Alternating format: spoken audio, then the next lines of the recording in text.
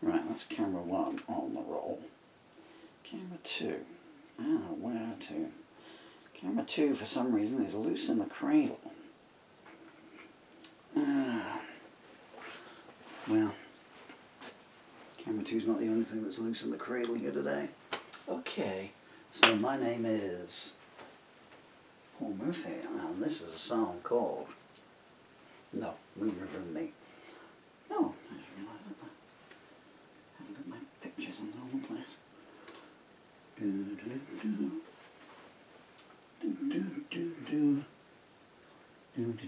Dylan, have you ever seen this, Dill? This is, I think this is the first Father's Day card you ever made me. Love Dylan, and I love you. And now, don't watch, because this is one of Daddy's more, I don't know what you would call this. Desolation-drenched songs, maybe. What on earth is going on here, man? How on earth did the cable get caught in there? Now, this is take 2, or this might be take 2. This might just be me introducing the song and then turning the camera off. Look at the strap on that. I've heard those words before.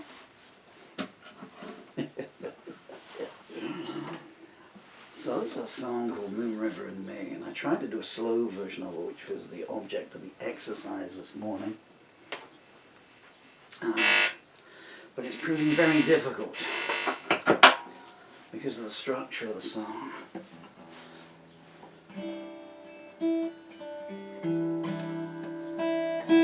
Off camera I retuned. It was a mistake.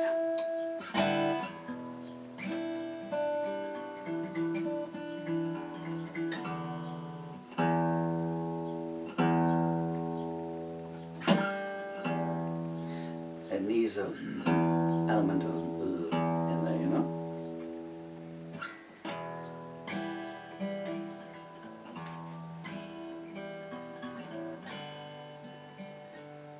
Now, the way it's normally played, because the structure always goes, when it goes dum, dum, dum, dum, dum.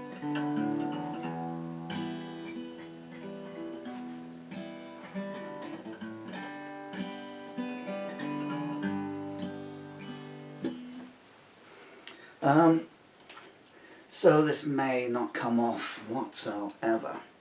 It proved problematic the first time round, and I don't expect it's going to get any easier now. But we're going to try.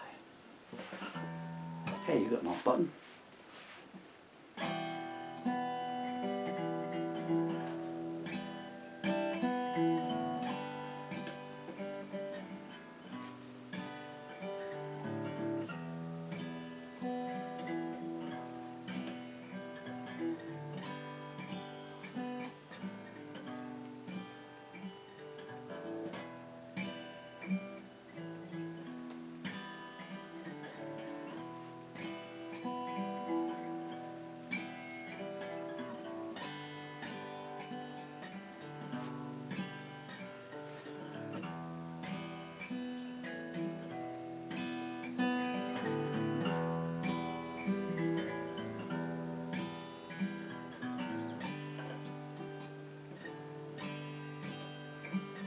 I'm stuck behind my favorite mask, living such a painful task, or so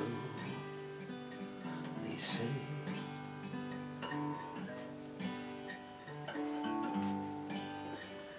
I'm watching witless sycophants running round like headless ants. See how they play. I've drowned 5 times on dry land. I wonder if you understand. I think that you don't.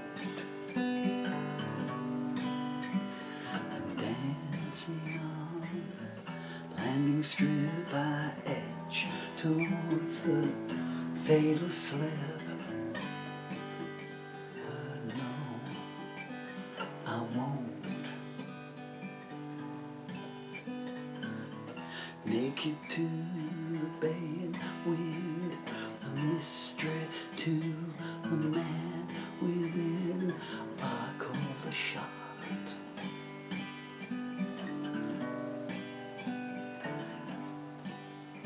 And listening to the thriller's page, the daughters from a dying age. Untie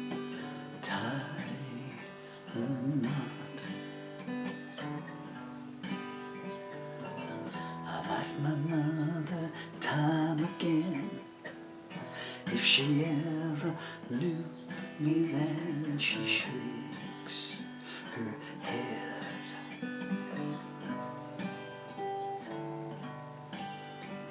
The top hats and the painted dwarves batter with the turmoil horse, then break their bread,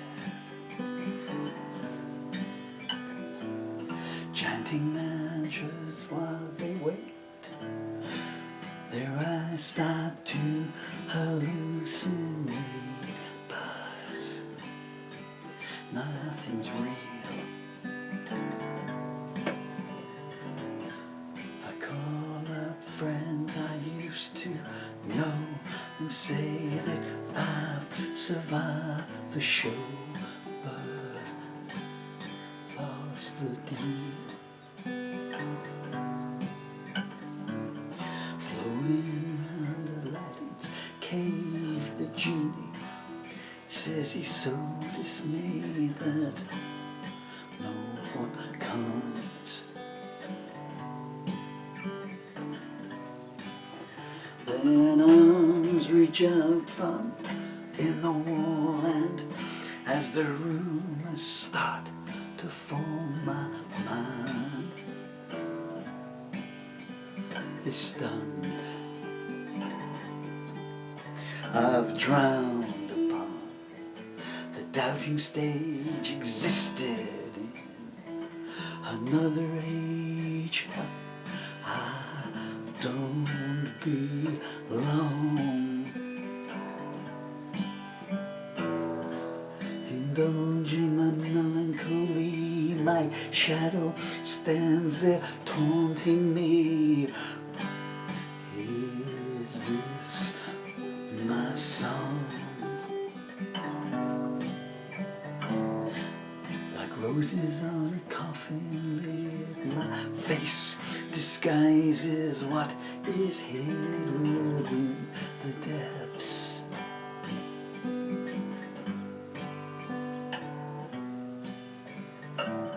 Voices in the tombstone aisles bled for you, and still you smile, and so I wept. I counted countless refugees, knowing one of them was me. Where am I to? As I look back upon myself, I see that I was someone else. So who were you? I try to call for help in mind, but make the movement too sublime, so no one comes.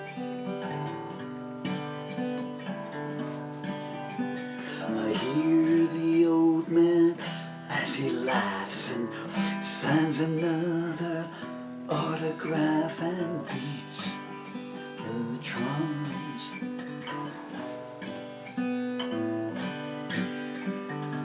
I hate pretend society just as much as they hate me. It's so opaque.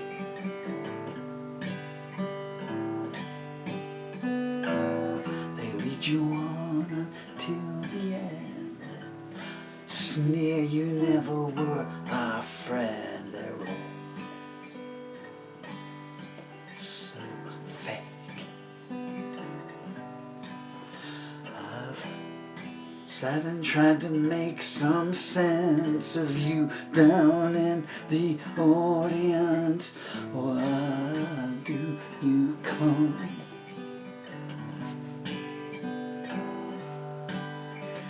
You think that I can hold your youth, that every word I say is truth? Please point your gun. Your little box gives you a life, and if you play your moments right, you'll be a star.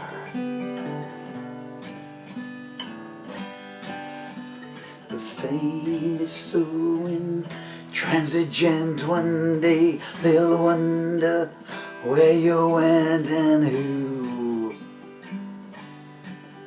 you are.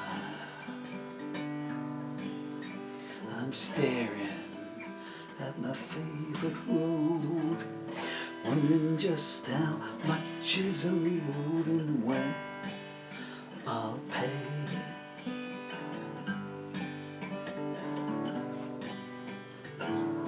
All the things that you elude are arrows in my solitude. Please go away.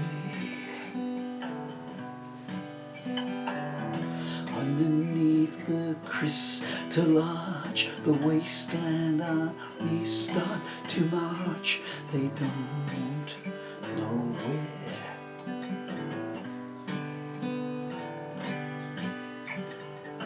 Their leaders need to feel secure, so they lead the boys off to war, and no one cares.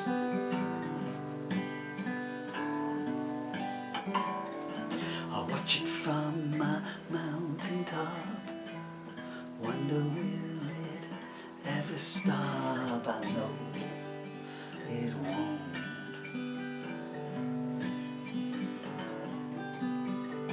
The only thing the victory brings are false parades and widows' rings, but then, you know,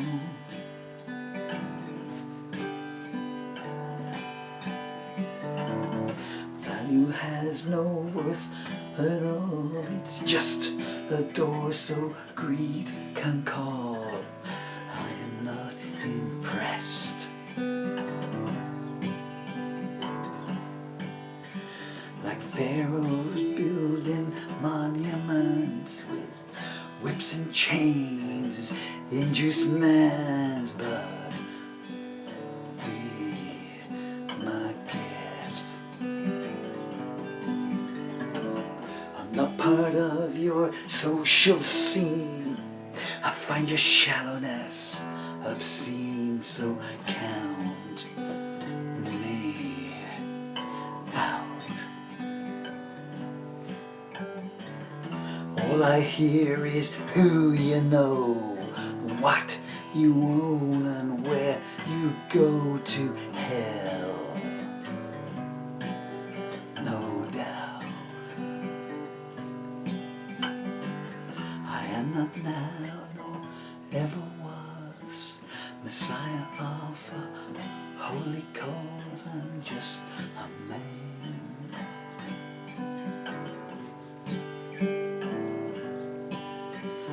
Judgment day I'll know my fate, and if my heart's free from hate, well, here I am. No one wants to call upon a singer when the song is gone. I wonder why.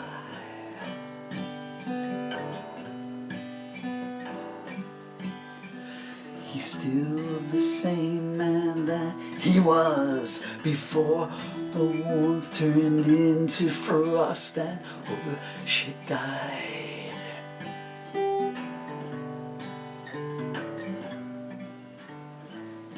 When you live upon the edge, you must remember how to beg for times like these.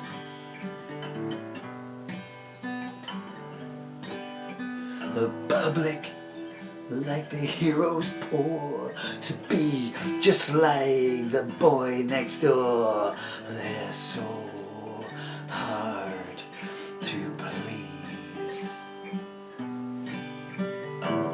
The leaders only ever come the instant that the battle's won, their hands are clean.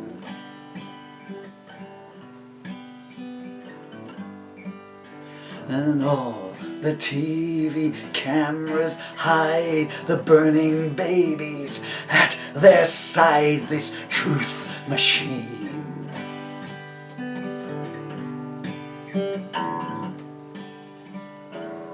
No one ever seems to count those who return to, who went out, who wants to know.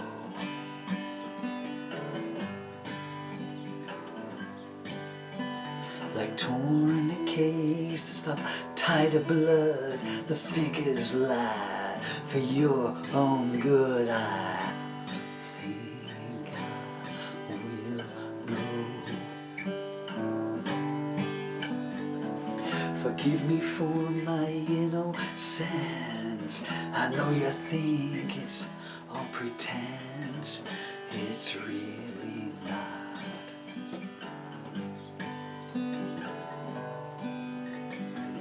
I just don't have the strength these days to let myself come out to play. It's not some plot. I'm lost within my reverie. Inspiration runs through me. I can't quit now.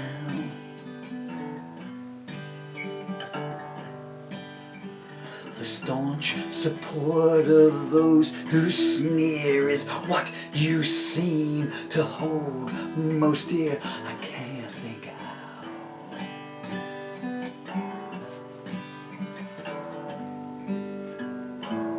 The sacrificial altar waits for me if I should hesitate. Acceptance too.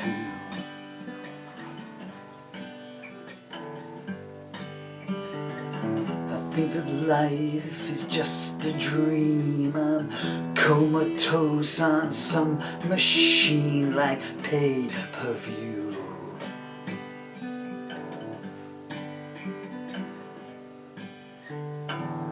Crawling on his hands and knees, the anarchist cries, money please, we all must live.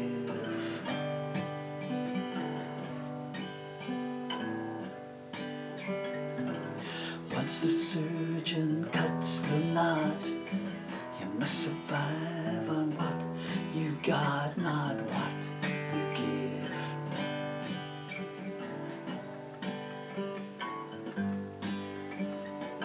I'm weary of this endless toil. When do I return to the soil? The sun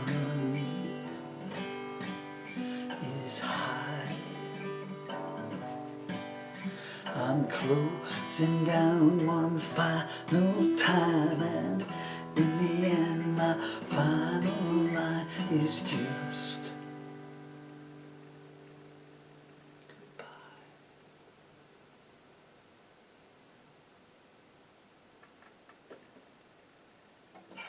Can you hear that creaking? I think we may have come up a line short on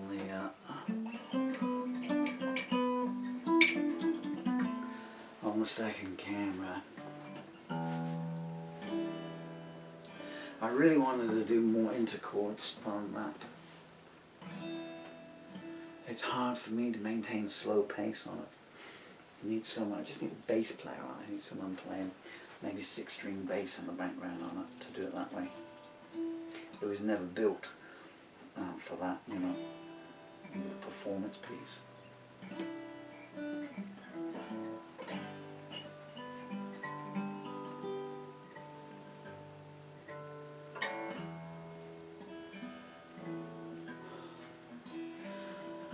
This is kind of the speed I want to do it at.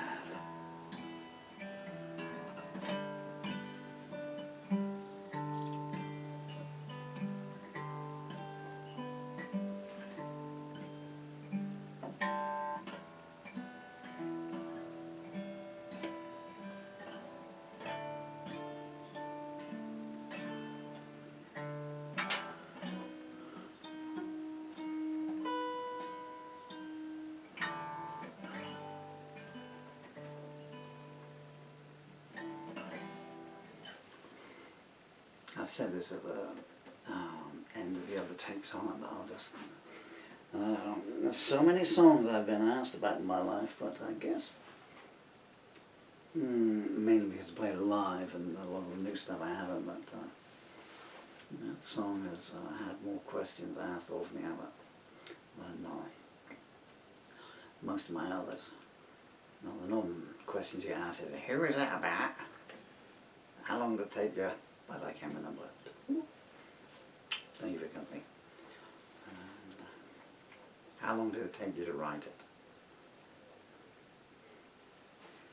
My standard answer to the second question was, it's not a question of how long it takes you to write a song, it's how long it takes you to live a song, you know.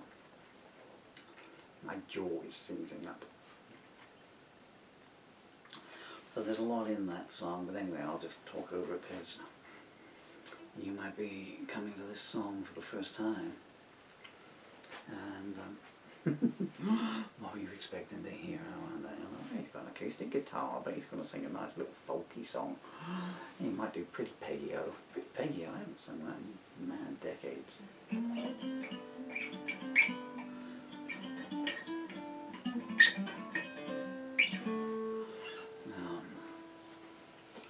Well, that's a song about the vacuity of, well, it started,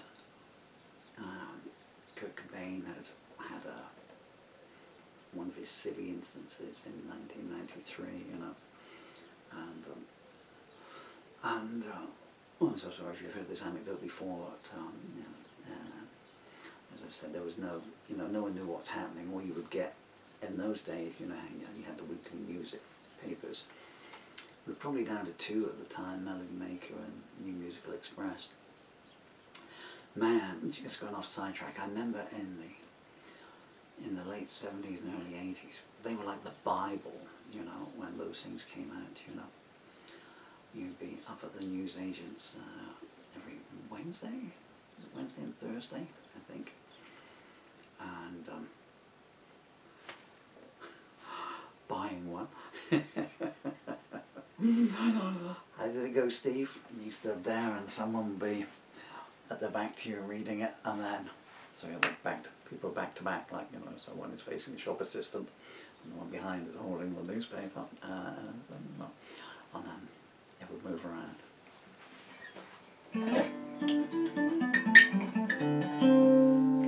Where was I going with this? Yeah, so Kurt Cobain had another episode of silliness, and I thought, he ain't gonna make it, you know. And there was always that thing that people always say, you know, why? He had everything going for him, you know, money and fame. I mean, the simple answer was Courtney, you know, but you don't realise that at the time, you know, your children, what do you know about such stuff and everything, you know. Well, children, I guess I was an adult, you know, stuff that a lot of the fans hadn't lived that at the time, you know. And as I always said, these things are immaterial because Elvis had more people around him than anyone, and it didn't do him any good, you know. He started off singing about the Heartbreak Hotel. And he ended up living in it.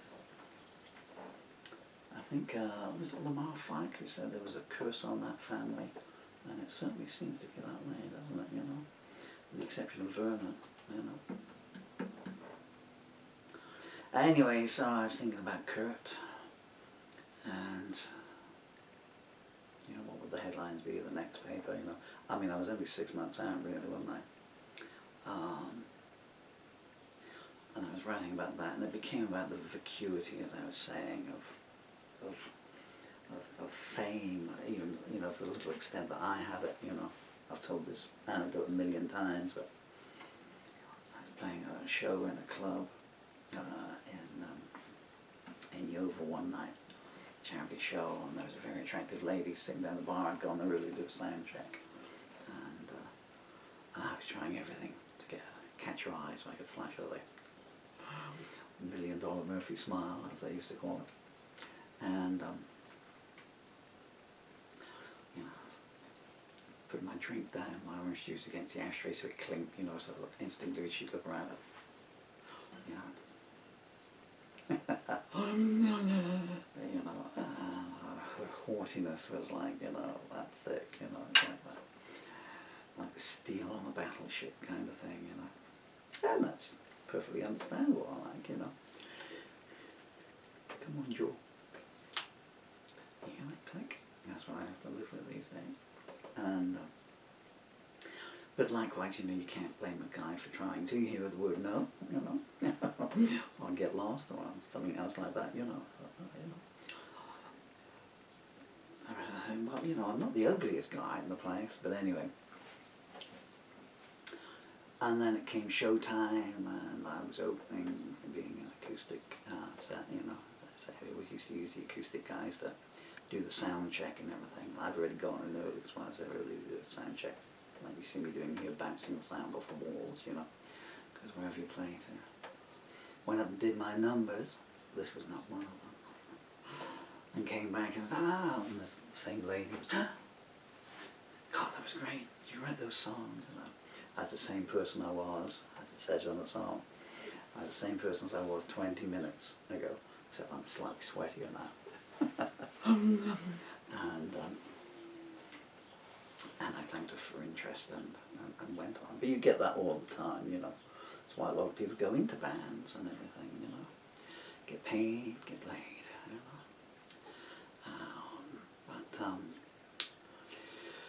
My songs were always kind of different, and my feelings around that were always kind of different as well. Make it so, you know, you can, well, you know. You can only eat one meal at a time, folks, you know. So you know, saying I want to buy everything on the, you know, I want a piece of everything on the banquet plate. You can only take one mouthful at a time.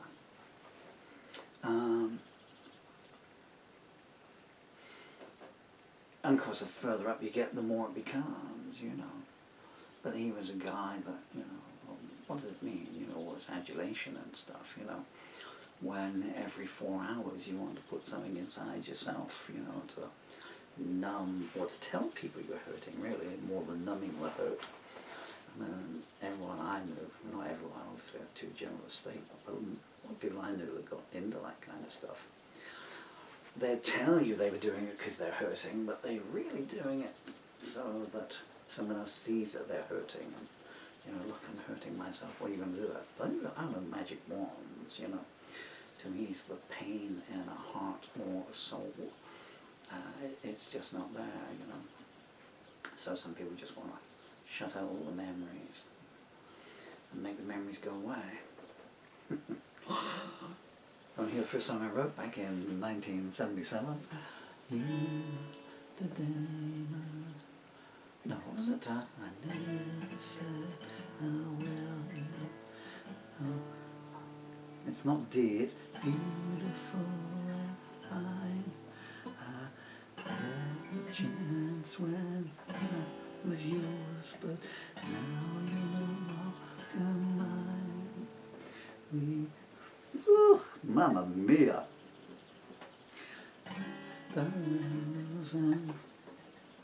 Man. And quarrels, what I say ways, but now I know life's too late. It's with you I want my days. I'm sorry, God. No, D7. Sorry, God, I'm sorry. Mere words cannot explain how lonely life is without you. Filled with sorrow and pain. E7th. E7th. A diminished 7th. G diminished. First song I ever wrote. I mean, I didn't play the guitar then, I put those chords to it later. My fingers were a lot thinner and more nimble in those days. What was I talking about? Yeah, so that's the genesis of the song, and then I started thinking about other people that go on, you know. Obviously, Jimmy, I didn't really know it, Jimi Hendrix music at that time, not too much of it. I used to have a guy in a squat that played Manic Depression. Hello, Holly. I'm sure you're many years dead now. If you survive, well, you know, you and Keith Richards will survive the next apocalypse. And Manic Depression, Frustrated Mess, and Foxy Lady, which you know, only when you get more into music you appreciate those. Anyway, so I need to speed this up a bit. So I was thinking about those people to whom, you know, Money in the Bank and people patting you on the back all the time did them no good at all. And it became wider and wider, but on a more personal basis. And, you know, so there's a lot of stuff in there. I've never said this before, but the line about the sisters from a dying age, untie the knot. That is the policy in Ireland of pregnant mothers being virtually kidnapped, taken away to convents, and giving birth and their babies being taken away from them. Which happened to members of my family back in the early 30s, I guess it would have been. Late 1920s. Seems a million years ago, doesn't it? I wasn't around, obviously. So it became like that, you know. So it's a song of loss and feeling lost and screaming out that you're lost. But hey, choose life, because the option, exactly the other way, is pants. It really is. It's got nothing going for it whatsoever. You know, tomorrow morning the sun will come up. I sing this song to you riddled with functional motor neurological disorder. My body wasted away to nothing. It took me 4 hours to get set up here, and that with just 2 cameras and 3 pages of lyrics. I've got all kinds of ties holding up here. So choose life. Okay?